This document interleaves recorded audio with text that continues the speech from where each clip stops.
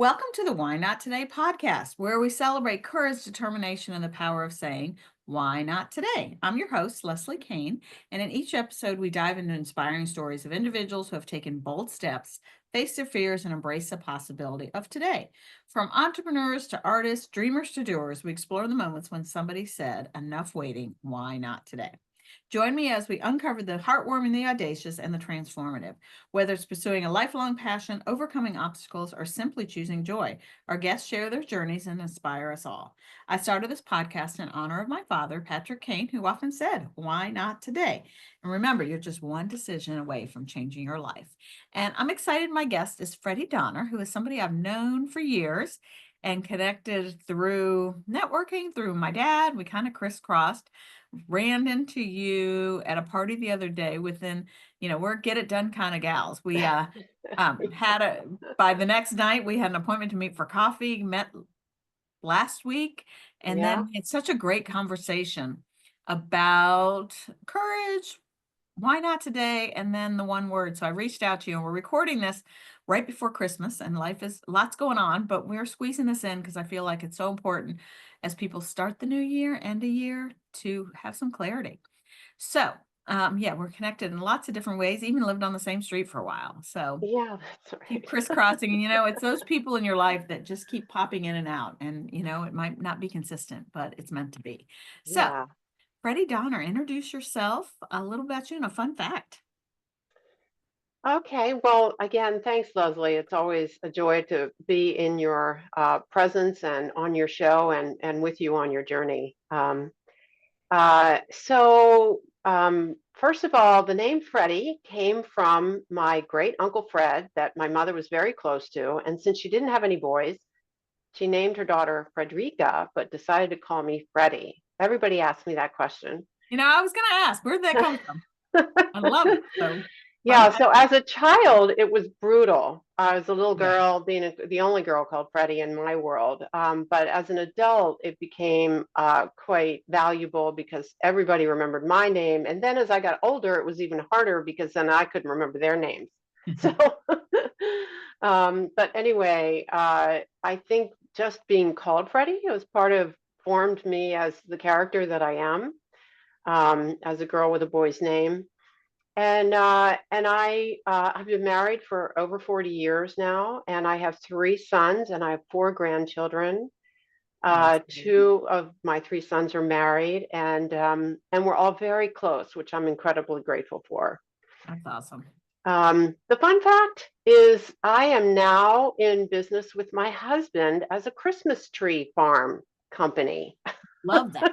It's such a fun thing. He started it 7 years ago, and lo and behold, never did I realize exactly the impact that that was going to have on us and this business, and that I was going to be part of that business. So we opened this year for our first time That's in awesome. Pursville, Virginia. So next Love it. year, think about Donner Farms. Yes. So let me ask you this. You never thought it would be a part of your life. Was there a why not today moment when he said, I want to do this, or you decide to dive in, or do you remember where you were, what you're doing when this happened? Yeah, well, it was really his decision because we bought the farm to because he grew up on a farm. He wanted a farm. He had a lot of tractors. And so we ended up buying a 15-acre parcel of property that had a big barn on it. No house, just barn and lots of cleared land. And then he met with the Fairfax County, or excuse me, Loudoun County EDA, wanted to put it in farm status, and they recommended Christmas trees. So here we are 7 years later. And so he said, why not? And off he went into the Christmas tree business, not having had any experience in that. Mhm. And so then we got to the point where there was more labor needed. And I said, well, I can come out and help you mow. And so when you mow, you're driving a zero turn mower, which is quite a big machine. Yeah. And that was another, why not learn how to do this kind of a thing? I was like, So cool. I'm sure it just takes a little lesson, which I got. Yeah. And we can do anything if we learn. Yeah. So, so fun. Well, I can't wait to come check it out next year. I did go the route. I never thought I'd ever do this, that I have a artificial tree, Yeah. which I was like, I never thought I'd do it, but you know what? It is so much easier. And I think I found I was allergic to the needles. that Yeah. a real tree. My hands would itch and I'd be all congested over the holiday. Oh, wow. So, but Yeah. one of my sisters I was talking to about the other day, she goes, I will never do that. Well, she's 16 years younger than me. I'm like, just let's talk in 16 years. So, well, I can't wait to check it out. So, what does courage mean to you, Freddie? Um, Courage means doing it scared.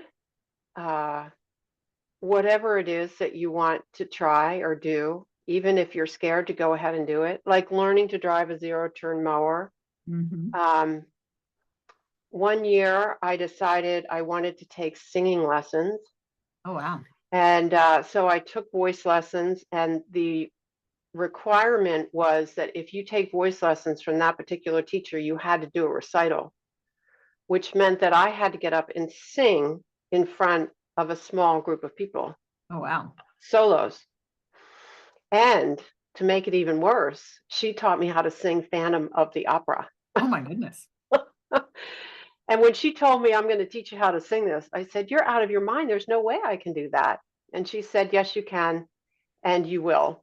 And I did. And I was shaking the entire time, but I did it anyway. How'd you feel when you're done?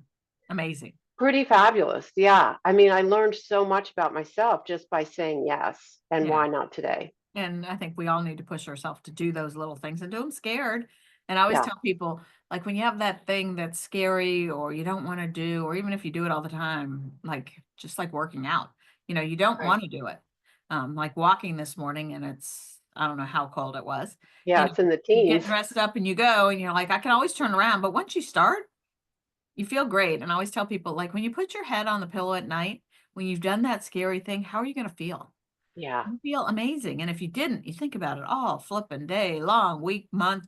I mean, how many things do we have on our to-do list that we put off forever? Yeah. We think and put so much more effort into thinking about it. And when you do it, it like takes no time. I'm like, okay, that was silly. Yeah. So we Yeah. need to say, why Absolutely. not today? So I know Yeah. you've had an interesting career and coaching, and I'm not even sure the beginning of it. Um, Yeah. but and as I said, we were talking the other day and we were talking about the one word, which I'm very passionate about. And I loved your pivot from last year to this year and how you're changing. So I'm gonna let you take it from here. Like, do you have some why not today moments, some courage in your journey that could encourage people? And then let's talk about your one word and Okay. how Yeah. that's evolved in your whole picture. Well, I think probably a pivotal moment was in 1993 for me when I actually got fired from my job. And they said, you're just not being a team player. The reality was the organization was in a little bit of a transition and they didn't know what to do with me. Some of us aren't So really employable, I found. yeah, so I took some time to think about what I could do, and I said, well, I could go get another job because my career at the time was marketing and business development. My first career was commercial interior design, so Didn't know that. marketing and business development in the commercial real estate industry. And I got that why not today kind of thought, like, why don't I just try my own business? And I started Marketing 101 and ran that for 20 years. Oh, wow. I did not. Um, Before I went back into corporate for a couple years. And then I hit another wall and I hired a coach. And I found out that's what I wanted to do was to be a coach. And so I began my coaching practice in 2001 by calling up a former client and just said, I'm now a coach. I'd like to come talk to you about what I can do for you. Oh, wow. And so, again, another moment of courage. Why not? If you don't ask, you might not receive. So that's how I started my coaching practice. Well, Um, that's encouraging. yeah, and I've learned a lot. I've failed a lot, but I've also grown a lot. And I do my best to help young coaches get started because it is kind of a scary journey, especially if you don't come from a BD background. But last year I had a great year in coaching and in my coaching practice, which is also part of my ministry. And my word of the year last year was at ease, the at symbol with ease after it. because the year started out very slowly and I was just praying about it and going, okay, Lord, so you want me to kind of just take a rest this year. And so I didn't have a high volume of work, but I had high quality work. And it was new for me to not be busy all the time. Mm. And so I embraced it and I learned to just relax and enjoy this free space between coaching assignments. And then I started pondering 2025 and I took myself to the library for a day to think. That's all I wanted to do was to think. Wow. I didn't want to be, doing anything or filling out forms or writing a to-do list. I just wanted to stop and think. And what came to me for my word of the year for 2025 is imagine.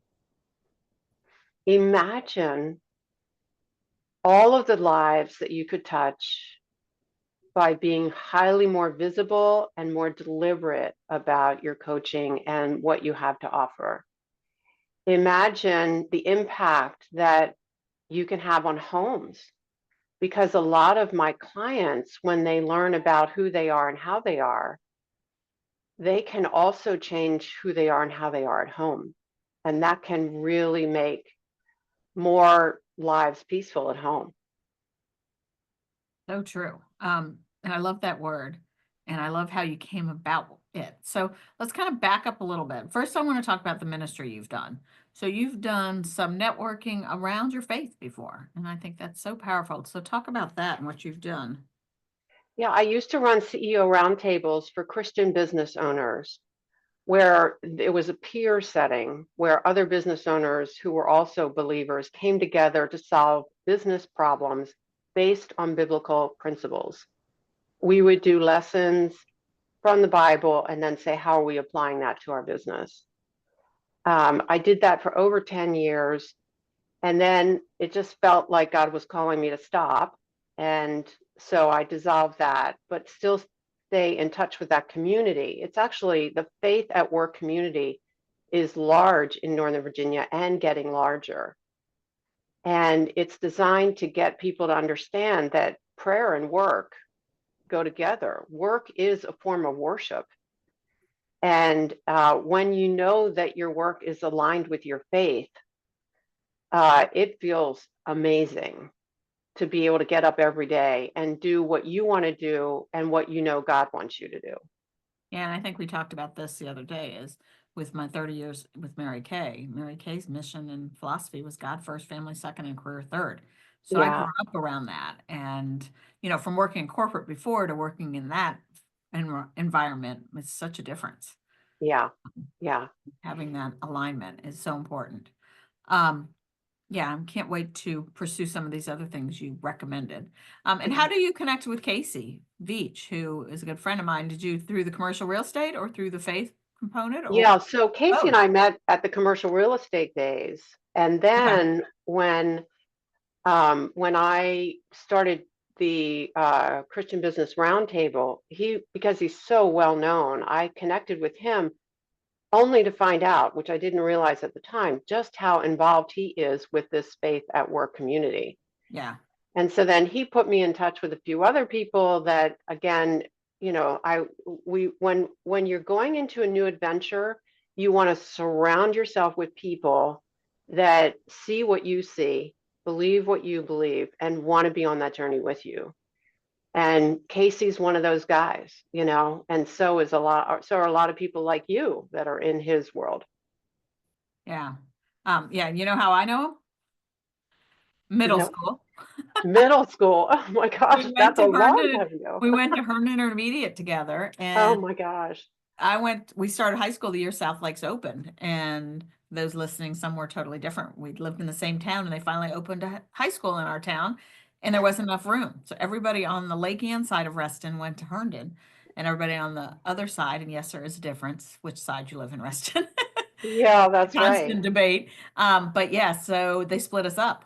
And but we just kept in contact, and his dad and my dad were good friends, and it's kind of fun Yeah. to see the evolution. So I ran into you at their holiday party, and I talked to somebody else that's more a little older and more friends with my dad and Mr. Veach and said, yeah, the party's kind of become more Casey's thing. It's kind of Yeah, a fun thing. But yeah, it's yeah, interesting to just see how our worlds kind of crisscross.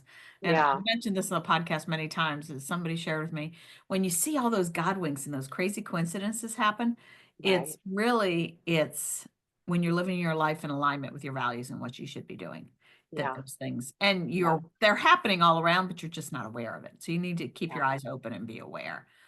So absolutely. I love your evolution of the word. So how did you learn about the one word, or how long have you been doing it? Because I know I've been doing it for a long time. And explain a little bit in your words what it is and how it relates and how it's run your Yeah. life. Well, one of my previous roundtable members gave everybody in the roundtable this little tiny red book called The One Word. Yeah, And that was probably 8 years ago. And I've been doing it every year. And I do value that exercise again to stop and take your thoughts captive and think about what you're thinking about and think about what is the theme or the thread that you want to pull through the entire year for you wherever you are on your journey. If you're dealing with a health issue, the focus might be all on healing and getting stronger. If you're dealing with a relationship issue, it might be forgiveness. It could be anything. But when we m- make a decision about what our theme is, you'll see it. You'll see it more often. yeah. Just like if you bought a new car, you'll all of a sudden see that car all over the road, but you But didn't it's see it that before our because reticular activating system. that's right, You see it. exactly. Yeah. So And I know we in the want to book trigger that. it talks about look in. So pray, think about it and Yeah, feel what, look up, pray about it, and then look out and see where you see it. yeah, And yeah, when we were together the other day, I told you what my one word was, and you suggested another word, and I'm looking at it, I'm seeing it more, and I'm like, huh, maybe that's the word. And I was telling that to a friend of mine, and she's like, you always change yours at least 4 times. I'm like, yeah, because you've got to have the word that's right for you. yeah, yeah, And it totally unfolds differently. Like words can have many definitions. And yeah. so when you start one way, like 2020, my word was connect, and one of my good friends' word was gather. Oh, We nice. know what Those are happened in great. 2020. So we had to learn how to connect and gather in totally different ways. Wow, Like yeah, how we started the year envisioning it definitely was different. yeah, yeah. Yeah, and I really love the way you summarize the word that it starts within and don't rush the process. No. Contemplate it, give it some thought, give it a day, a week, a month. There's no hurry. But when you get it, you'll know that it's the word for the year. Yeah. It just feels like it fits you like a great piece of clothing. And then you see it everywhere. Yeah, So I have done a lot with the one word, and we do a painting event every year, painting our one word. oh, We really? have it in front of us. Yeah, And I did 2 years ago, I did an episode just talking about the one word in the beginning of December, because you got to start thinking about it. Now, some yeah, people may not get their word till later in January, or you could change it in the middle of the year. But if yeah. you start in the beginning of a year, you got to start thinking about it in the beginning of December, like thinking about it ahead as soon as you can. Last year, I had two people talking about their one word on the podcast that do it. One, she owns a gym, and she teaches about intentions in your word. And you can get, she does a one word event, intention event, and you get a bracelet with the word on it to have it Oh, with you. nice. That's a great tool. And she Yeah, said, this person, friend of mine, Liz, she did it, and she said her word a couple years ago was present. And so she looked at it, and like when she was with somebody, to be present with them, yeah, to slow yeah. down and be And focused. that takes some discipline. Oh, it takes a lot. It's a choice every time you get in front of someone as to how present you can be, but it's a choice every single day, like what you're thinking, what you're eating, how you're moving. And uh, for I just want to encourage anybody who's listening to this, don't think you don't have time to do this. When you make the time to do this, you'll realize how much time you have to focus on it. Yeah. And what do they say, that 1 hour of planning is worth so many hours of work? And so Yeah, thing to exactly. figure out where your track's going to be. And I'm one of these people that like the FOMO in me. So I heard your word. I'm like, oh, I really like that. Like, okay, no, I don't think that's mine. I don't think that's where it's sitting because I don't probably don't need to imagine any more things. Yeah, right. I know. Um, I was watching last night. This is one of my favorite shows of the year, the Kennedy Center Honors. Do you ever Oh, watch? nice. Yeah. And they had it, and who were, I don't remember what artists they were talking about, but talked about the possibilities and imagine. So the Impossible Dream, that song. Oh, That's what that's they were great. saying and Yeah. talking Yeah. about. And that was one Yeah. of Mary Kay's favorite songs. Like, anything is possible. And I think that's part of the Why Not Today message. Like, Yeah. we need to think bigger and believe bigger and trust. And if it's something that's you're thinking about, it's keeping you up at night, you just Right. can't let it go. Or someone says to you, "Oh my gosh, you'd be so good at that," or you do such a good job, or how do you do that? You're like, "What do Right. you mean? It's so easy." Then Yeah. that's a hint. Like, you need to do something, live your life. We're not promised tomorrow. We got to enjoy it. That's right. That's right. And your father was such a great example of that. And that's my I, next question. Let's talk yeah. about my dad. How did you know him? What was connection? Do you remember your first encounter with Patrick Kane, which he was memorable? Yeah, yeah. So I think we met at Reston Chamber of Commerce, and Okay. somehow we ended up sitting next to each other at one of the outskirt tables, like, not in the center of the room, but on the edge of the room. And it was some awards dinner, and I somehow won something. And so I walked up and got it and came back, and we started a conversation. And at the time, he was wheelchair bound, so Okay. So it was he after his needed. stroke. Yeah, so he needed help moving around, and I was like, "Well, who else do you want to see? I'll take you around and help you get around the room." And then somehow we struck up a friendship, and I used to stop by and sit with him at his office and listen to him about how he imagined Reston. And it was so fun to be in his presence and hear his side of the story as a planner, as an urban planner, what he saw, what he realized, and what else he thought was possible. Hmm. And it was just so joyful to be able to have that precious time with him. And I think maybe we probably had 5 or 10 visits before he passed, but it was such a fun time just to be He, in his presence. he definitely made people think. And Yeah. the kid growing up, I did not appreciate it. Now looking back, I definitely do. And some of the conversations I've had with people since he's passed away, Yeah. that he made you think, he asked you questions. Yeah. He made you Yeah. imagine and think bigger. And it's often, living in Reston, which I've been here since I was 2. Um, Yeah. and Reston, I think, is a year older than me. Yeah. But people are always asking me, like, what do you think of it change? It's so much, so different. Like, my dad was a planner and that was part of the plan. And it grew up around me and grew up with me.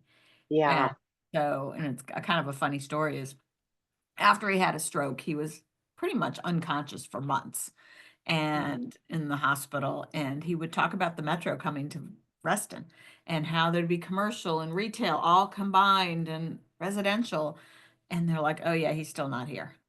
And I'm like, no, and worked with downtown Herndon and things that he talked about 30 years ago are happening now. Right. It's Um, really incredible. yeah, I he mean, it gives definitely me chills just thinking about it. thought Yeah. bigger and his imagination was unbelievable. So I definitely got some of that. But Yeah. yeah, and I was going to say other ways to connect things that you said. Obviously, you knew my dad, but I think I mentioned the other day that he had a cousin had a Christmas tree farm in Seattle, and he'd go help work the Christmas tree farm at Christmas, and literally brought trees home on an airplane, which is I crazy. can't imagine. And then as kids, my parents bought property with other people off Route 7. There was a street going towards Lee's Sterling area, Utica, I think, street or something. I don't remember the act, but we had a tree farm there, and it was just Wow. land, and we'd go cut wood for our fireplace. Yeah. Yeah. And then That's talking about one of the things he always said is ask. You never know what somebody's yeah. going to say, but if you don't ask, the answer is no. Well, I Always. always say that if you really want to become memorable, you have to be interesting and interested in the So people true. in front of you. Yep. And, there's so many topics we can talk about other than what's popular on Netflix or, what the weather is Weather. like. I mean, the weather, okay, let's talk about it for 3 minutes and then move on because there's so Were many other you interesting topics. were you standing me at were you with me at the party when that gentleman walked up? I think you were because he thought you were married. Somebody thought you were married to him. He was standing there and he introduced himself like, what do you do for fun? Was a leading Oh, question. Do you yeah, remember that's a him? great question. Yeah. And I don't know if you heard the rest of that story. The reason he asked that is he said a couple years ago he was in ICU and didn't think he was going to live, and he had to call his daughters to say goodbye Wow. and realize how precious life was. And so asking Yeah. not what you Yeah. do, which, being in the Northern Virginia area, that's everybody asks that question. And they the answer when people are like, how are you? Everybody usually answers, well, they used to answer busy. Yes. Now I think it's more overwhelmed. Yeah. Yeah. And so how can we take time? Like I love going to the library for the day. Yeah. Just Yeah. for me, sometimes it's getting in a car Mm-hmm. and just by Yeah. myself, getting in the car, or even listening to stuff or um, podcasts or even music. But my brain starts to move Yeah. and just Well, I start to do, I hum. do know we have access to be pumping information into our brain all day long. Yeah. And I think overwhelm is caused by feeling like you have to absorb it all. When we get clear on what it is our purpose is in life, we can begin to make choices about what doesn't fit. Hmm. And not to say that I mean I've been volunteering my entire career, but I'm taking a volunteer diet because I want to focus on my coaching practice and then what's appropriate for the farm and what's possible there, which means that my volunteer hours need to be just set aside for this season of life, and I'll get back to it, but we have to And make choices. you never know where you're volunteering as you're working, Yes, right, and right. what is volunteering but helping other people and giving back. And so Yeah, we can help other people and give back by doing what we do every day. And you don't know. yeah. I always wear a starfish necklace often. And did we talk about the starfish story? Do you know the No, starfish we didn't. story? Oh, yes, So, yes, yes, we did. Yes. yeah. So, you never know who that one person you're going to make a difference, who's Yeah, watching you. You have yeah, no idea who's paying attention to you, especially with social yeah. media. Well, And the then one thing that I will continue to volunteer is helping young professional women who need a mentor. I didn't have one when I was in commercial real estate. I was like flying solo. There weren't many women. I didn't have really anybody to help set the guiding path for me. So I want to be that for others. yeah, and I think we need that. I think owning a business and figuring out what you're doing, it's lonely. Yeah, And I mentioned I had coffee with somebody the other day that started a franchise and she was almost in tears and yeah, said how lonely. Nobody ever told her how lonely it was. And she was supposed yeah. to be at an event with me the other day and couldn't come because somebody called in sick, so she had to cover. And she said, I texted her to say, "Are you okay?" And she said she was just pretty much having a meltdown. I'm like, do you need anything? Oh, And I ran into her again the other day and she was telling another friend that story. She goes, Leslie cares. I'm like, yes, I care. yeah, We need yeah, to care and yeah. give And we back. need to be in community with each other to help each other on those spots. Even if it's just a 5 minute conversation, Right. it can really lift you out of the doldrums. Yeah. And then going back to that ask, like if you need help with something, ask, Yeah, reach yeah. out. And again, they could say no, but what if they said yes? Or what is that one thing that will inspire you? And that goes back to your word courage, Leslie, because Yeah. sometimes we're not courageous enough to ask for what we need. Mm-hmm. And so, just get the courage to ask everybody about what it is. Who do you know? Who do you know? Like, how can we be connectors for each other? Right. Exactly. Asking who you Yeah. need, who you're looking for. The one person I would love to interview in my podcast, and I've mentioned many times, is Daniel Pink. Oh, yes. I Um, love his stuff. yeah, he Yeah. started a book called about regrets, or he wrote a book about the time I started the podcast, or I read it. And he started an initiative with the Washington Post called Why Not? I don't know if you've seen that. Oh, Asking no, big I questions. So a haven't. lot of people are like, you need to reach out to him. So I did the other day. I sent him a text or an email, didn't hear back, but I'm going to keep asking. Well, ironically enough, when he wrote his first book, um, Drive, I got to be on a call with him and I got to talk to him about the educational system and how it has not redesigned to model what he's talking about. Well, one of his first question for why not was why not pay teachers $100,000 a year? Yeah, that's a great question. Yeah, Really. Wouldn't that transform the educational system? yeah. Yeah. So, Yeah. so, all right, we could talk forever, but how would you inspire somebody else, whether to say why not today or for their word, finding their word, or just to be courageous? Well, I would say think about what you think about. Notice what you think about. Manage, take your thoughts captive. If your thoughts are motivating you, inspiring you, or if they come to life, then and you like it, keep it. But if your thoughts and your words come to life and it's not in service to the people that you love, throw it away. Get rid of it. Replace it with something else. Take your thoughts captive because what we think about, we create. So true. Amen. So many good tidbits. So thank you. And I will share all your contact information in the show notes. And Okay. as people are listening to this, share your one word. What are you doing with it? How is it evolved? And then, or if you had a word last year, how how did that change your life? And obviously this could be, somebody could be listening this 30 years from now. Who knows? But hopefully we'll make a difference. So thank you, Freddie, for your insight and your stories. And I can't wait to I can't wait to imagine what happens in the new year for you. Well, So, thanks for letting me be on your show, Leslie. no, I'm my wishing you the pleasure. best luck. Yeah, thank you. And thank you everybody for joining us on this inspiring journey. Remember, every day is an opportunity to take action, chase your dreams, and make a difference. So why not today? You can subscribe, share, and keep pushing forward.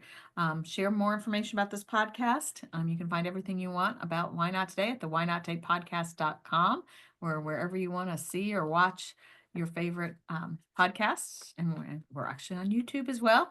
And I really want to spread the Why Not Today message with Why Not Today merch. So we've got t-shirts and cups, and let's share that message, encourage other people to be courageous. So thanks again, Freddie, and Okay. why not today?